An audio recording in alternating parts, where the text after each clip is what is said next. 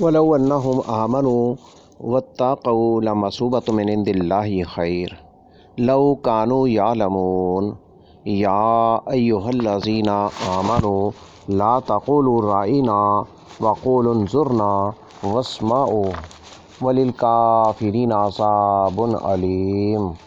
اور اگر وہ ایمان لاتے اور پرہیزگاری کرتے تو اللہ کی طرف سے ملنے والا ثواب بہت بہتر تھا۔ کاش وہ جانتے ہوتے۔ اے لوگو جو ایمان لائے، تم رائنا نہ کہو بلکہ انظرنا کہو، اور سنو، اور کافروں کے لیے دردناک عذاب ہے۔ ایمان اور تقوی کی راہ۔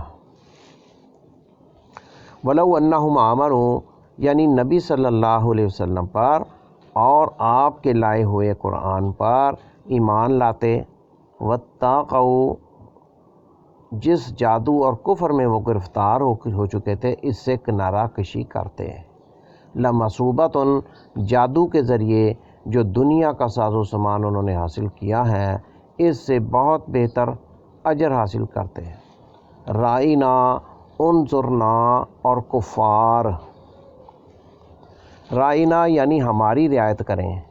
یہود کی زبان میں یہ لفظ سب و شتم یعنی گالی کے لیے استعمال ہوتا تھا جب انہوں نے یہ سنا کہ مسلمان نبی صلی اللہ علیہ وسلم کے لیے رائنا کہتے ہیں، جس سے آپ سے یہ درخواست کرتے کہ آپ ان کی رعایت کریں، یعنی تعلیم میں ان پر نرمی اور شفقت کریں۔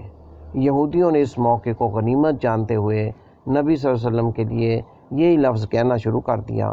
وہ ظاہر یہ کرتے کہ وہ اس لفظ کا عربی معنی مراد لیتے ہیں، جبکہ ان کی نیت دشنام ترازی کی ہوتی جو کہ ان کی زبان میں اس لفظ سے مراد ہے۔ اس پر اللہ تعالیٰ نے مومنین کو بھی اس موقع پر یہ لفظ بولنے سے منع کر دیا تاکہ یہودیوں کا راستہ بند کر دیا جائے۔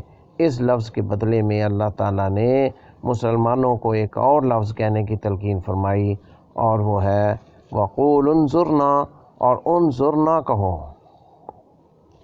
یعنی ہماری طرف متوجہ ہوں اور ہمیں دیکھیں۔ واسمعوا، اللہ کی اطاعت کرو اور کوئی رعایت طلب کیے بغیر اس شریعت کو سنو جس کے ساتھ رسول تم سے ہم کلام ہوتا ہے۔ بعد ازاں یہود کو وللکافرین عذاب علیم کے الفاظ سے وعید سنائی۔ ما یود الذین کفروا من اہل الکتاب ولا المشرکین ان ینزل علیکم من خیر من ربکم واللہ یختص برحمتہ من یشاء واللہ ذو الفضل العظیم۔ ما ننسخ من آیت او ننسیها ناتی بخیر منہا او مثلہا الم تعلم ان اللہ علی کل شیء قدیر۔ یہ بات وہ لوگ پسند نہیں کرتے جو کافر ہوئے اہل کتاب سے اور مشرکین سے کہ تم رب کی طرف سے کوئی خیر اتاری جائے، اور اللہ جسے چاہتا ہے اپنی رحمت کے ساتھ خاص کر لیتا ہے، اور اللہ بہت بڑے فضل والا ہے۔ ہم جو آیت بھی منسوخ کرتے ہیں یا اسے فراموش کرا دیتے ہیں تو اس سے بہتر یا اس جیسی اور لے آتے ہیں۔ اے نبی صلی اللہ علیہ وسلم، کیا تم نہیں جانتے کہ یقیناً اللہ ہر چیز پر بھرپور قدرت رکھنے والا ہے۔ کفار و مشرکین کی تمنا۔ ما یود الذین کفروا من اہل الکتاب، وہ شدید دشمنی کی وجہ سے یہ نہیں چاہیں گے، ان ینزل علیکم من خیر من ربکم، کہ کوئی بھی خیر تم پر نازل ہو، وہ وحی ہو یا کچھ اور۔ واللہ یختص برحمتہ من یشاء، یہاں رحمت سے مراد نبوت ہے، اور یہ بھی کہا گیا ہے کہ اس سے ساری رحمت مراد ہے۔ واللہ ذو الفضل العظیم، یعنی بہت بڑے فضل والا ہے، تو یہ کیوں پسند نہیں کرتے کہ وہ اپنے بندوں میں سے جسے چاہے اپنی رحمت کے ساتھ خاص کر دے۔ ناسخ و منسوخ، ما ننسخ من آیت، نسخ سے مراد ہٹانا اور ازالہ کرنا ہے۔ ہر وہ چیز جس کے پیچھے کوئی اور چیز آ جائے وہ پہلی منسوخ ہوتی ہے، جیسے عرب کہتے ہیں نسخت الشمس الظل، سورج نے سائے کو منسوخ کر دیا۔ نخس الشیب الشباب، بڑھاپے نے جوانی کو ختم کر دی۔ اس کا مطلب یہ ہے کہ اللہ حلال کو حرام، حرام کو حلال، مباح کو ممنوع اور ممنوع کو مباح جائز یعنی بنا دیتا ہے۔ نسخ امر و نہی اور ممنوع و مباح میں ہوتا ہے، خبر میں ناسخ و منسوخ نہیں ہوتا۔